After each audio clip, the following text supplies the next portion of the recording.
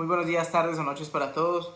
Un gusto estar con ustedes. Mi nombre es Andrés Torres, estudiante de Medicina de la Universidad Autónoma de Bucaramanga y estudiante de Epidemiología de la Universidad Autónoma de Bucaramanga. Este video lo hago en el contexto de la especialización de Epidemiología que estoy cursando y quería relacionar los temas que hemos estado viendo en el módulo de solución creativa de problemas con un problema de mi vida. Bueno, primero que todo, la solución creativa de problemas es un abordaje que nos permite llegar a una solución, pero digamos que es una metodología, ¿sí? No solamente es como ponerse a imaginar cosas y decir, oh, qué creativos somos.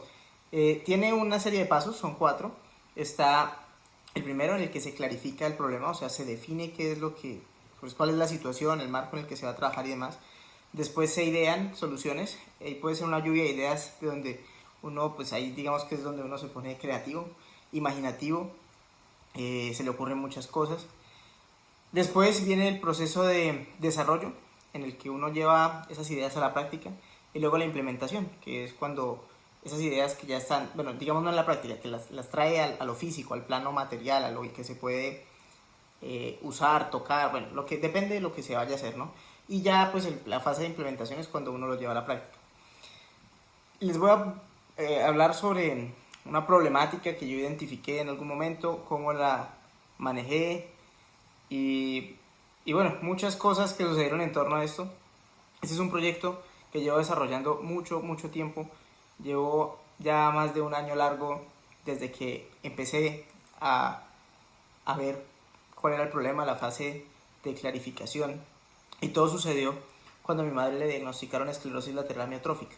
Esa es una enfermedad neurodegenerativa que le va apagando los músculos de diferentes partes del cuerpo, pero al final las personas terminan postradas en cama, con dificultad para respirar, mudas porque no pueden usar la musculatura laringea para poder hablar, en fin.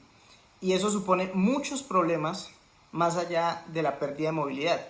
Desde el punto de vista social, psicológico, familiar, laboral, todas esas cosas hacen que la persona pierda funcionalidad.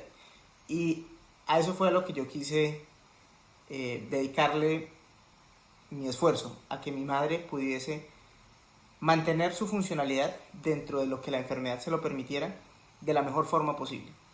Para ello entonces yo empecé a ver que había unos problemas. Ahí fue cuando yo empecé a darme cuenta de las implicaciones que todo esto tenía. Había cosas que se podía manejar y otras que no. Y en ese sentido tuve que concentrar mis esfuerzos a trabajar en esas cosas que se podían cambiar. Dentro de ellas, por ejemplo, muy probablemente yo no iba a poder conseguir que la enfermedad se detuviera. No iba a poder conseguir que mi mamá volviese a caminar una vez, ya no lo podía hacer. Pero sí podía optimizar pequeñas cosas, ya más adelante les mostraré que, para que mejorara su calidad de vida y pudiese mantener esa autonomía que era lo que yo estaba buscando. En ese contexto, les tengo que hacer una pequeña introducción a lo que son las sillas de ruedas. Sillas de ruedas, digamos que hay de dos tipos. Entonces, aquí están las sillas de ruedas normales, comunes y corrientes de toda la vida. Y aquí están las sillas de ruedas que se llaman sillas de ruedas neurológicas, que son unas sillas de ruedas que vienen con una serie de articulaciones y cambios de movimientos que permiten que las personas que no pueden moverse por sí mismas puedan cambiar de posiciones con la ayuda de otra persona. Entonces, por ejemplo, una silla de ruedas normal, uno lo pueden transportar, supongamos que uno se parte una pierna. A uno lo pueden llevar de un lado a otro y demás, pero uno se puede ayudar de los brazos para acomodarse, si quiere mover la cabeza puede moverla y demás. Una persona que está postrada y que no tiene movilidad no puede hacer eso. Entonces esas sillas neurológicas tienen apoyacabezas que les permiten a una persona externa acomodarlas, pero que la cabeza le quede ahí. Porque cuando una persona no tiene control cefálico, la cabeza se le cae y todo el tiempo está así. Entonces, bueno, habiéndoles dicho esto, hay otra clasificación de sillas de ruedas. Están las sillas de ruedas normales y las sillas de ruedas eléctricas. Las sillas de ruedas eléctricas permiten que la persona tenga autonomía porque le permiten a la persona desplazarse sin necesidad de ayuda de un tercero. Sin embargo, la gran mayoría de sistemas que hay para que esas sillas de ruedas se muevan son a través de cosas como esta, que son joysticks. Para eso uno necesita poder mover la mano para mover la palanquita que hace que se mueva la silla de ruedas. Entonces yo quería darle a mi mamá una silla que le permitiera mantener su autonomía, o sea, una eléctrica, pero que tuviera todas las funcionalidades de una silla de ruedas neurológica. Y resulta que sí existen en el mercado un par de sillas, bueno, un par no, hay varias, pero el cuento es que primero son extremadamente costosas y por otro lado no, sencillamente no hay en el país. Ese era el problema que yo tenía, o sea, ya existía una solución, pero no la tenía disponible, no la tenía a la mano. Habiendo definido el problema, entonces uno tiene que idearse, así se llama la fase, idearse las formas en las que lo va a resolver. Esta parte es interesante porque cuando le dicen ideas, creatividad, imaginación, la gente cree que solamente es como que uno está por ahí sentado y ¡pum! Se le prendió el bombillo. No, no es así. De hecho, bueno, podría ser así en algún caso, pero lo que han mostrado los estudios es que las personas, en cuanto más se empapan del tema, cuando más estudian el problema, cuando más buscan en qué han fallado los demás, cómo pueden mejorar esas cosas, en ese orden de ideas las personas pueden conseguir un abordaje más eficaz para resolver los problemas que se plantean. Hay muchos artículos, quizá no tantos como uno quisiera, que hablan sobre diferentes tecnologías para ayudar a las personas con la enfermedad de mi madre a recuperar autonomía. Hay desde equipos de seguimiento ocular que permiten que las personas usen, por ejemplo, celulares, tablets, computadores para comunicarse cuando quedan mudas, hasta sillas de ruedas especialmente diseñadas para ellos. Y cuando yo empecé el proyecto, la idea solamente era hacer que mi madre pudiese tener una silla de ruedas en la que pudiera recostarse y apoyar la cabeza y esas cosas. Pero dándome cuenta de todo lo que había, digamos que se replanteó el panorama y decidí hacer una silla de ruedas neurológica eléctrica que se pudiera usar con los ojos. Al menos en la primera etapa del proyecto, para que ella pudiera recostarse, es decir, usar las funcionalidades de la silla de ruedas neurológica, pero por sí misma, que si ella se quería acostar un poco, ella pudiera hacerlo, sin necesidad de pedirle a alguien que lo hiciera. Y en este punto, yo ya había conseguido un computador con un sistema de lectura ocular. Entonces, les voy a mostrar algunos de los videos chiquitos y cosas del proceso de construcción y el resultado final. La cuestión es que, ayudándome de personas que me colaboraron muchísimo, una amiga del colegio, Andrea, que estudia ingeniería, me ayudó a diseñar algunas partes.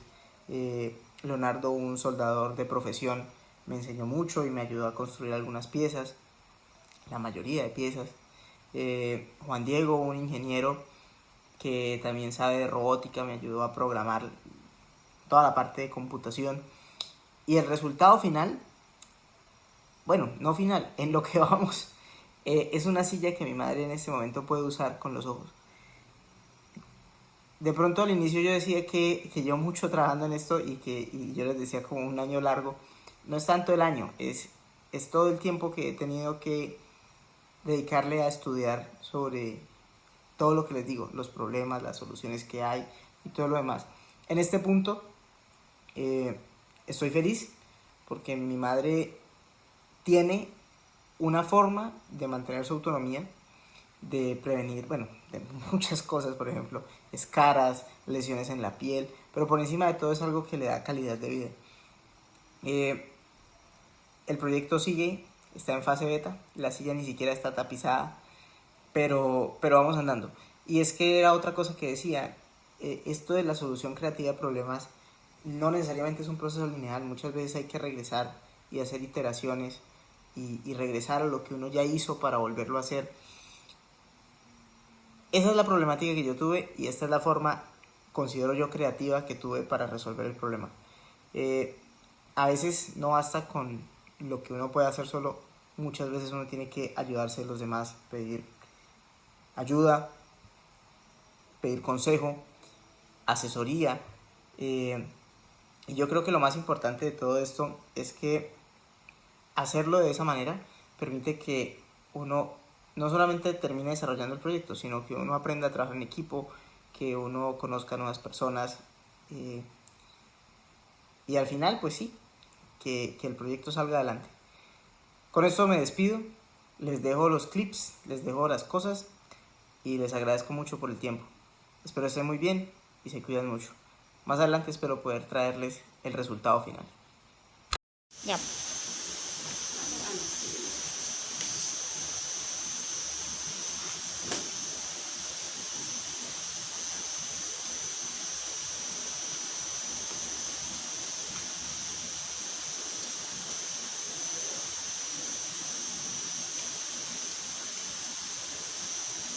¿Lo estás moviendo todo con los ojos? Wow.